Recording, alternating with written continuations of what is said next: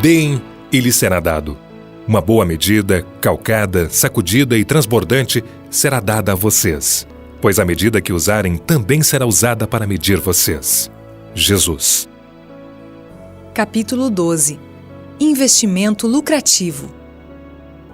Um fazendeiro famoso em toda a região pela excelente qualidade de seu milho era também justamente reconhecido por sua generosidade em repartir essa boa semente com os fazendeiros vizinhos. Para alguns, causava espanto, porque achavam que ele estava se prejudicando diante dos concorrentes, mas ele tinha uma resposta interessante. Repartindo as melhores sementes com os meus vizinhos, estou somente usando uma maneira de me proteger. No processo de fertilização, o vento e os insetos carregam pólen de um campo para outro. Se meus vizinhos produzirem milho de qualidade inferior, esse tipo de fertilização empobrecerá a qualidade da minha produção. Essa é a razão pela qual quero que usem a melhor semente disponível. Essa pequena história ilustra um importante princípio de vida. O dar com inteligência não desprestigia o que temos. Em geral, obtemos muito mais vantagens repartindo do que entesourando egoisticamente todas as nossas ideias e vantagens. Preste bem atenção nas pessoas bem-sucedidas na vida. Quase sem exceção, verá que sua atitude de cordialidade e prestatividade para com os outros foi um fator tão importante para seu êxito quanto suas habilidades. Você pode inclusive notar que as mais impressionantes histórias de êxito dizem respeito a pessoas que ajudaram e inspiraram outras a alcançar grandes realizações, sem com isso prejudicar sua própria experiência. O êxito pessoal não deveria ser a meta prioritária da vida. Objetivo tão estreito, na realidade, destruiria totalmente seu propósito. Dedicação a uma causa maior que o ego e serviço ao próximo são prioridades de muito maior importância e impacto. Nenhum de nós vive para si, diz o apóstolo Paulo, e jamais deveríamos nos esquecer disso. Pensando em si mesmo. Todos conhecemos pessoas que estão tão absortas em si mesmas que nem ao menos percebem suas próprias fraquezas. O tema central na conversação de certo escritor girava sempre em torno de sua pessoa e de seus livros, sem perceber até que ponto o egocentrismo dominou toda a sua conversa e atitudes. Um dia, enquanto ele e um amigo estavam juntos, passou a maior parte do tempo falando de si mesmo. Finalmente, cessou seu dilúvio de palavras e perguntou ao companheiro: "Por que você não me conta algo a seu respeito?" "Bem", respondeu o amigo, "o que poderia eu falar a meu respeito que pudesse lhe interessar?" "Isso é fácil de responder", disse o escritor. "Poderia me contar quais as impressões que os meus livros lhe causaram." Esse negócio de acalentar o ego começa muito cedo na vida. Tome, por exemplo, o que acontece quando a família é acrescida de uma segunda criança. Um garotinho estava inicialmente muito satisfeito com a chegada de sua irmãzinha. Via a irmã como um brinquedo muito divertido. Mas logo percebeu que o bebê havia se tornado o centro de todas as atenções que antes eram suas. Não conseguia esconder o ciúme e ficava realmente zangado com sua nova irmã. Não adiantou muito a mãe lhe dizer que o bebê era um presente de Deus.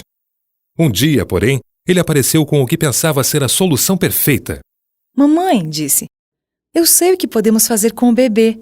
Vamos mandá-lo de volta para Deus."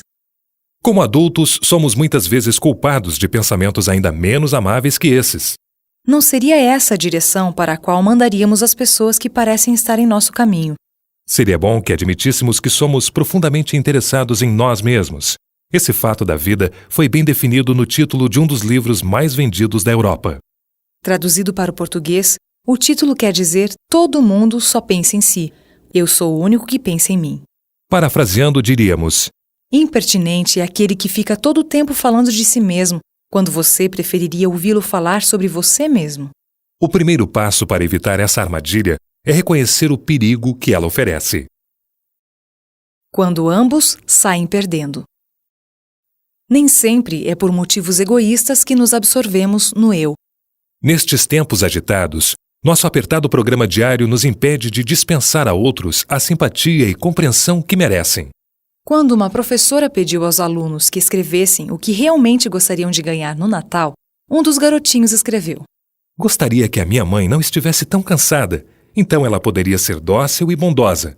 No Natal passado ela trabalhou tanto que ficou zangada comigo por causa de uma coisinha que eu tinha feito." Não é raro acontecer de um marido habituado a chegar em casa para o almoço e encontrar a mesa posta, irritar-se se esse costume é interrompido. É possível que meta as mãos no bolso e ande para lá e para cá, enquanto seu semblante dá a impressão de que aconteceu uma grande tragédia. Ele não para considerar a possibilidade de que a saída para as compras tenha tomado um pouco mais de tempo naquele dia, ou que as crianças, que não foram à escola por estar doentes, exigiram mais tempo de sua esposa e, por causa de seu mau humor, sofre de indigestão o resto da tarde. Algumas donas de casa pecam igualmente em outros aspectos. Conheço uma eficientíssima e econômica senhora cuja casa está sempre em perfeita ordem. O pó nunca tem sossego sobre os móveis. Seu marido é uma boa alma que gosta de encorajar a esposa sempre que pode, mas nem sempre o consegue. Outro dia comprou um requintado aparelhinho para sua cozinha, querendo assim surpreendê-la com um presente que facilitaria o trabalho. Mas, em vez de agradecimentos, recebeu uma bronca por ser extravagante. E ela continuou martelando por diversos dias o fato de o marido ter gastado tanto dinheiro desnecessariamente, apesar de estarem bem de finanças. Talvez ela tivesse razão. Talvez tivesse mesmo sido caro demais e o dinheiro poderia ter sido usado com mais propriedade de alguma outra maneira. Porém, ela nunca considerou os motivos que o levaram a comprar o presente. Ele planejou lhe oferecer ajuda e alegria ao mesmo tempo. Ela falhou em não aceitá-lo gentilmente como um sinal de sua afeição. Imagino que suas felizes surpresas diminuíram muito depois disso. Nesses dois casos, ambos, marido e mulher, foram derrotados. Número errado. Há alguns anos, minha esposa e eu compramos uma casa nos arredores de uma grande cidade. Tivemos uma experiência muito engraçada quando compramos as cortinas. Fomos a uma loja comprá-las antes de os antigos donos da casa terem se mudado. Havíamos medido as janelas, mas nos esquecemos de um importante detalhe de uma delas. O vendedor nos autorizou a usar o telefone para nos informarmos a respeito. Folheei rapidamente a lista telefônica procurando o nome do antigo dono. Sendo que era um nome incomum, não tive dificuldades para localizá-lo. Quando disquei o número, uma voz de mulher respondeu e me informou que seu marido não estava em casa. É da casa da senhora... Quando veio a resposta afirmativa, disse-lhe que eu era a pessoa que estava comprando sua casa. O quê? Perguntou ela. Agora, receoso de ter discado o número errado, perguntei. A senhora é a esposa do senhor... E dei o nome completo do indivíduo. Sim, ela respondeu. Dando-lhe meu nome, eu disse, acabamos de tratar da compra de sua casa. Será que a senhora poderia me fazer o favor de dar algumas informações sobre uma de suas janelas? Precisamos delas, pois estamos comprando as cortinas. O senhor não está querendo me dizer que meu marido vendeu nossa casa sem me consultar, está? Veio a resposta. E acrescentou, não sei nada sobre esse contrato. A essa altura eu também estava totalmente confuso. Pedi desculpas e desliguei. Consultei a lista telefônica novamente e encontrei 2 nomes exatamente iguais, nome e sobrenome. E eu havia ligado para o número errado. Muitas vezes acontecem coisas semelhantes em outros aspectos da vida. Falamos com uma pessoa ou temos algum negócio a tratar com ela e recebemos uma resposta ou reação completamente diferente da que esperávamos. E isso nos deixa frustrados. Pode ser que tenhamos discado o número errado, mentalmente falando. O britânico C.A. Joyce, diretor de uma escola, conta de um menino de sua instituição que fora levado à sua presença por ter insultado um de seus professores, chamando-o por nomes indecorosos. Ao conversar com o garoto, Joyce logo percebeu que o rapazinho não estava só abalado, como também triste por seu comportamento. Só algum tempo depois, o professor descobriu que naquele dia o menino havia recebido uma carta noticiando o falecimento de sua mãe. Ele estava em tal estado de choque que provavelmente nem percebeu o que estava dizendo, quando achou que estava sendo tratado injustamente. Seu mau comportamento era na realidade um clamor por simpatia. Quando as pessoas agem de uma forma que não gostamos ou compreendemos, quando são irrazoáveis ou mesmo completamente grosseiras, possivelmente há uma razão.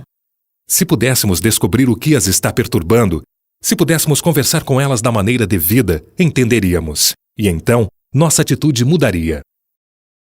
Amplie seu currículo. Em seu conhecido poema sobre um amor que circunda até mesmo aqueles que não gostam de nós, Edwin Markham usa uma boa ilustração. Ele diz que alguém traçou um círculo em volta de si mesmo, tentando isolar-se de seu amigo.